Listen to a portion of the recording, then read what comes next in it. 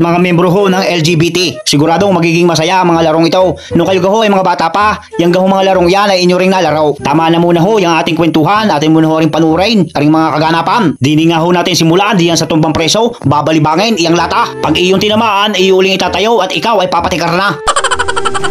Bibilisan ang takbo papunta sa iyong kasagpay at dini naman ho ay magsisipa. Sisipain ang sisipain kahit sala. Sunod naman ho ay maglululundag na nariyan ho sa loob na sakaw. Palundag-lundag parang kangaroo. Ang kasunod naman ho ay sasakay sa dalawang bao. Kadang-kadang daw ho ang tawag dito. Tama ga ho ako. Maglalakad ng taguktukan na para naman hong kabayaw.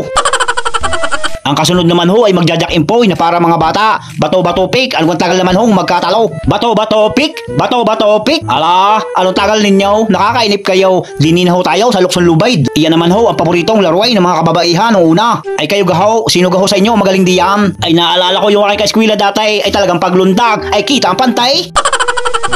Matapos nga ho maglulundag doon ay dini naman ho tayo sa patintiro. Inihagis yung bato, naglulundag ng isang paa, sabay bikaka. Ari naman ho ang pinakamalupait, pinakamatindi at pinakamasaya. Ang sikat na sikat hong laro nung una, hampas palayaw. Iyan nga ho ay paiikutin ng maliyaw.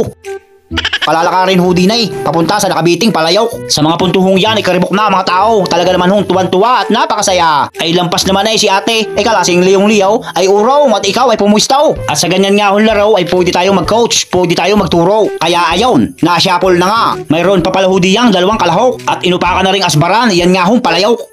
Ay kakapaka pa. Aba, ay nadali na rin ng dalawang iray. At noong masyapol ay talaga naman hong asbawok. At noon nga ho mapaggarute yung palayok ay dinin na ho tayo dadako sa ating main event. Ari na ho ang panghuling laro at ari nga ho yung tinatawag na palo sebo. Aakyat diyan nga ho sa madulas na kawayan at yun hong sinilas ay ilalagay daw ho doon sa dulo. Kadalasan ho sa ganyang palaro, yan hong kawayang iyan ay pupunasan ng mantika, pupunasan ng langis. Ay naman ay talagang yan ay may dulas ay paano yan maakyat? Ang diskarte ho riyan, kayo ay magpapatong-patong nang kayo ay makabot sa dulo at nang kayo ay manalo. Ay ano nga ho tawag doon ay parang ano yun, yung teamwork. At dahil nga ho madulas at kayo ay pandalas ay digar na yung mangyayari.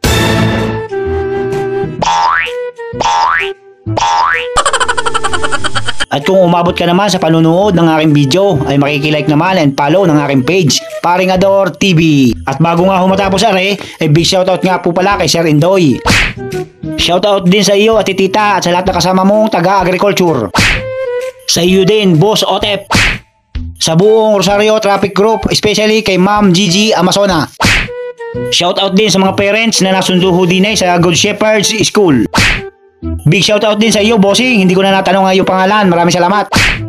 Ay papaano mga bossing? Di ko na hore tatapusin. Maraming salamat sa panonood at patuloy na suporta. Mwah!